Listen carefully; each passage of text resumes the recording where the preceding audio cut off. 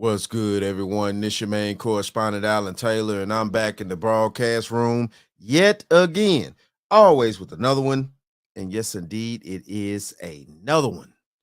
So listen, look, we have a new accuser here. Let's see, Ariel Mitchell Kidd, attorney for new Sean Combs accuser, is speaking out now. She's on News Nation right here. And the thing of this is of course, she's not actually, of course, releasing who this new individual is and things like that. But apparently, though, they have she's been getting emails and such, and she's been getting contacted about from people allegedly that actually has footage of things like that were going on in these parties and stuff like that, and they're trying to sell it on the back end out here.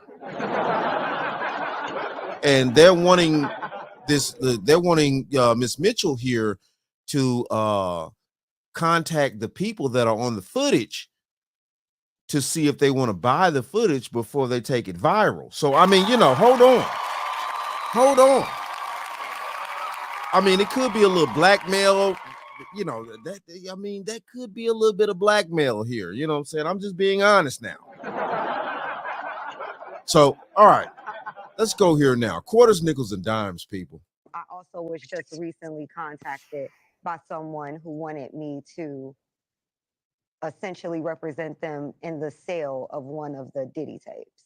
So, which I declined that because. Wait a minute. Say that again. Say that again. Back up. You're saying that there's tapes and they're being shopped? Yes, there have been people already shopping. We've heard about the tapes, but yes. The shopping thing is. Yes, there already have been tapes leaking around Hollywood, being shopped around to individuals in Hollywood.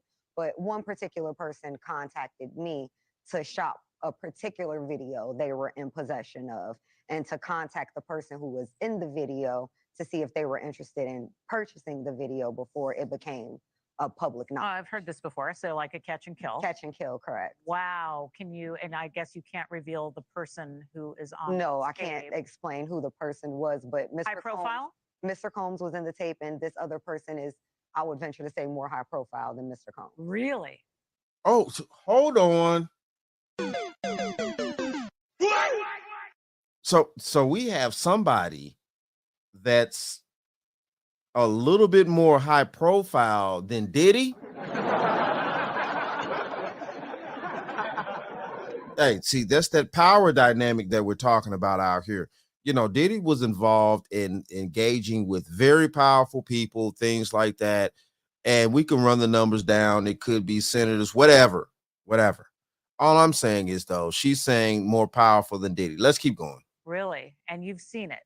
I've seen stills of the video. Okay. So you can verify that it exists, that it's real, that the other person in the video is very visible. It's no question if it's that person in the video. And I can tell the video was pornographic in nature. Oh, my. All right. So we know that he videotaped a lot of activities at his home, did he? And it sounds like there was probably a lot of hidden cameras as well. Is that what is being talked about? Yes. This was actually in his Atlanta home, at a home he had in Atlanta at one point. And it does seem that the person isn't like looking into the video. So to me, doesn't seem like that person knows they're being videotaped. It doesn't seem like they're active participant in the videotaping, like they're being surreptitiously recorded it. Mm-hmm. All right. I wanted to ask you about the police report we talked about, but when your client came out, obviously the neighbor knew. Did she talk to her family? Did she talk to her friends? Did she have another lawyer? Let's go back to your client. So at the time, as most rape victims are, they feel a lot of shame. Absolutely. And they don't want to vocalize what happened to them because then it makes it real. So they kind of internalize it and get over it. Mm-hmm. And due to the high profile nature that it was Mr. Combs who did this, she was afraid for her life. She was concerned that if she was to come forward and say something, that no one would believe her, because we're talking about 2018 when Mr. Combs was still pretty much at the height of his career, still very much so an icon and influential figure. Mm-hmm. So she's just a young girl from Northern California who's going to believe that he had done something to her like this. So she didn't tell anybody. She did not hire an attorney. All she did was make the police report in the hopes that maybe the police would try to investigate and come up with anything. But she said she kind of felt from the police that they were disregarding what she was saying, even without saying Mr. Combs's name. So she didn't feel any confidence that revealing his name would have done anything. Sure, sure. I mean, but there's a police report. Yeah. I mean, that fact in of itself. Okay, so there is a police report. Now, of course, you know what I'm saying, the attorney also gave away the location. Obviously, the young lady is from California, things like that. There's a police report out there concerning P. Diddy. I haven't looked that up, things like that. But yeah, obviously the lawyer said there is a police report that actually got reported. Okay, let's keep going. Is a big deal because when you're talking about going back in time and talking about these allegations from other alleged victims, there's not a lot of police reports, but you guys actually have one. And is that going to be revealed? Are we going to be able to see it? Yes, as soon as I file my lawsuit in civil court, I will be attaching the criminal complaint that was made. I'll attach the number so everyone can see that this is a real number and can go to the police department there and request their own copy of that police report that was made back in 2018. Well, that's going to be a huge deal when it happens, obviously. So we want to follow up on that. Did Mr. Combs have any reaction? Do you know if he was interviewed? I mean, he was named in the police report? I don't think so. Based on what she said, she really felt that the police were trying to bury this and disregard her claims and not really investigate, which is another reason why a lot of victims don't report these things to the police. We have to. Okay, so hold on here. I need to get this straight. I need to figure this out. So there was a police report filed on a SA, technically, or however you want to arrange the wording and stuff like that. I'm trying to keep it kosher. All I'm saying is, though, there was a police report filed, but from what the lawyer's saying, that Diddy's name is normal name, Sean Combs, his name wasn't actually put on the report or stated that it was him in the report. I mean, is this what she's saying? Hold on here. Is this what's being said? Hold on. Reviewed? I mean, he was named in the police report? I don't think so. Okay, she's saying that she don't think that he was named in the police report. Now, my question is here. Now. Was he named in the police report or not? Because if you file a police report against somebody for something, it could be anything, it doesn't matter. If you file a police report against another individual, then you have to state their name. I mean, I thought that's where it goes. I thought that's how it goes.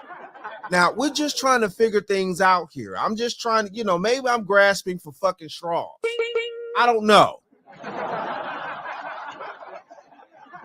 But all I'm saying is, though, when you file a police report against another human being, you're supposed to have their name and things like that to place in said report. Let's keep going. Based on what she said, she really felt that the police Maybe were I'm trying wrong. to bury this and disregard her claims and not really investigate, which is another reason why a lot of victims don't report these things to the police. We have to address the elephant in the room is that we have victims, especially women, who go to the police who are typically men who don't actually investigate these things. They victim blame, they victim shame, and women don't feel safe or even protected to even make these claims because they don't think they'll be taken seriously, nor will their claims be investigated. Right. Well, your client should be proud of herself for filing that claim and making that call and going for help. Because that's a huge deal. And of course, these are allegations. We want to say that. What was it like for you when you got this phone call, when you realized what you were going to be stepping into?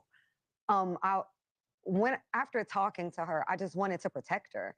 I just wanted to help her. She seemed as somebody very broken by this experience. And it was very concerning for me to hear her saying these things and expressing this very deep trauma associated with what happened to her. I just wanted to make sure that, number one, she was heard and we can get her voice to the masses. And maybe Mr. Combs will actually, like right now, we're starting to see, will actually face some type of consequences for what he's done. Thanks for. So my thing of this is that, you know, if the name is if his name is not on the report, and then though too, she is of course saying that other people are reaching out to her allegedly. All this is alleged right now because she hasn't filed her situation. And then on top of this, this is going to be a civil suit. This is not going to be added into the criminal case, because I'm guessing that if this is the case, maybe the statute of limitation has ran out for the assault or things like that. But if she is filing this and the name is not on the report, I mean, how is this going to go?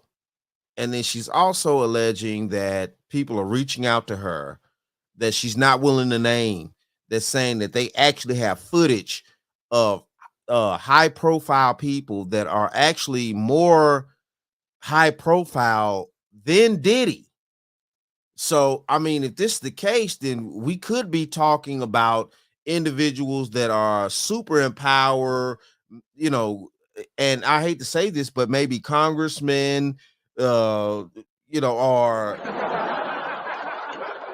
high powered individuals that are, you know, he's in music, you know, so it's like if anybody's more high powered than that, the step up would be government issued.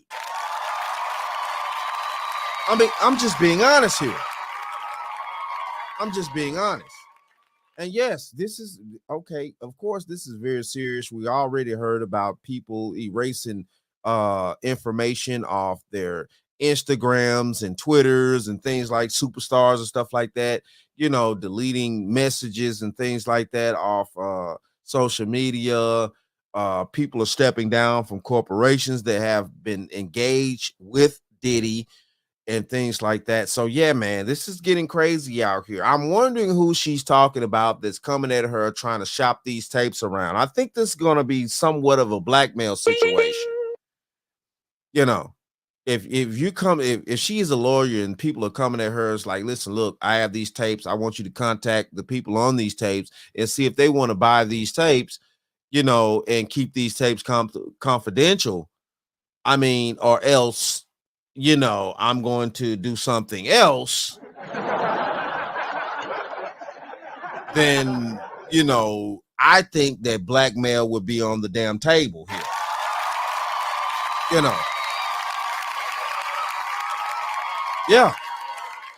But it is what it is, though, man. Hey, shout out to all my subscribers out there. Mad love to y'all. If you're new to the channel, please hit that like, share, subscribe button. Make sure you ring that bell to be notified whenever I decide to post things.